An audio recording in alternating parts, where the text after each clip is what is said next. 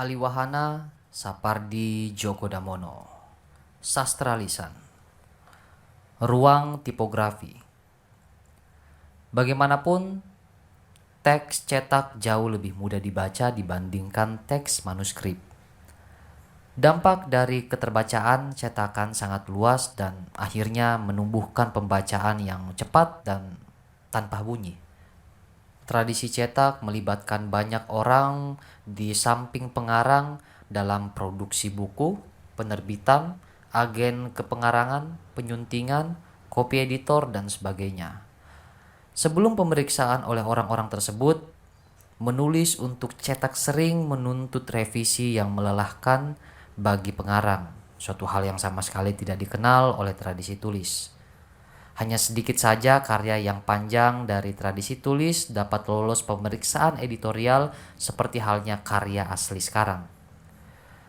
Tradisi manuskrip berorientasi penulis sebab setiap naskah karya merampas waktu yang sangat banyak dari penulisnya.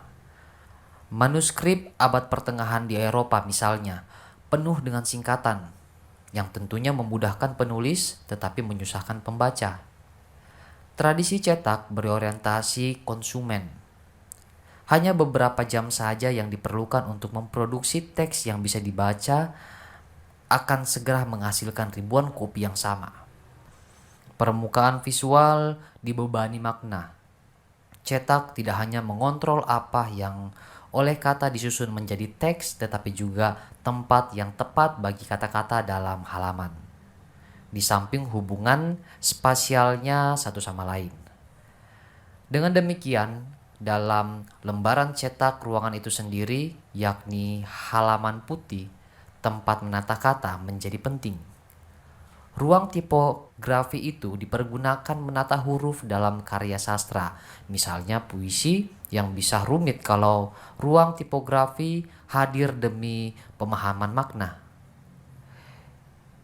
George Herbert memanfaatkan ruang tipografi untuk menyampaikan makna dalam sajaknya, Esther Wing dan The Altar. Dalam sajak-sajak itu, larik-larik yang berbeda-beda panjangnya membentuk wujud visual yang berupa sayap dan altar. Dalam manuskrip, struktur visual semacam itu tidak sepenuhnya bisa terwujud. Jauh sesudahnya, Stephen Malmer mendesain sajaknya Uncup the Days untuk dicetak dalam berbagai jenis font dan ukuran dengan larik-larik yang tersebar dengan penuh perhitungan dalam halaman-halaman demi upaya untuk memberikan kesan ketidakberaturan lemparan dadu. Tujuan yang diungkapkan Malmer adalah untuk menghindari narasi dan memanfaatkan ruang dalam bacaan sajak itu sehingga halaman dengan ruang tipografi dan bukan larik merupakan unit sajak tersebut. Sajak nomor 276 yang tanpa judul karya E.E. Cumming tentang belalang pada tahun 1968 menyuarakan kata-kata dan menyebarkannya secara tak teratur di halaman sampai akhirnya huruf-huruf itu menyatu kembali dalam kata terakhir Grace Bopper, belalang. Semua ini menyarankan loncatan-loncatan belalang yang sama sekali tak beratur sampai akhirnya ia menampilkan dirinya di ujung rumput di hadapan kita. Ruang kosong begitu hakiki dalam sajak-sajak Cummings sehingga tidak mungkin sama sekali untuk dilisankan. Bunyi yang disarankan oleh huruf-huruf harus diterima oleh imajinasi, namun kehadirannya tidak hanya auditoris. Ia berinteraksi dengan ruang yang bisa dilihat secara visual dan kinestetik yang melingkunginya. Puisi konkret merupakan klimaks dari interaksi antara bunyi kata dan ruang tipografi.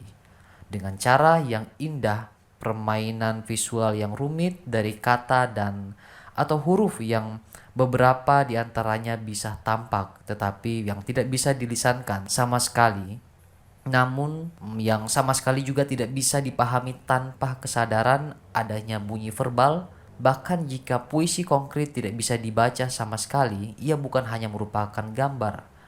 Puisi konkret adalah genre minor, sering hanya main-main, sesuatu yang justru menyebabkan penting diusut apa landasan pemikiran yang telah menghasilkannya.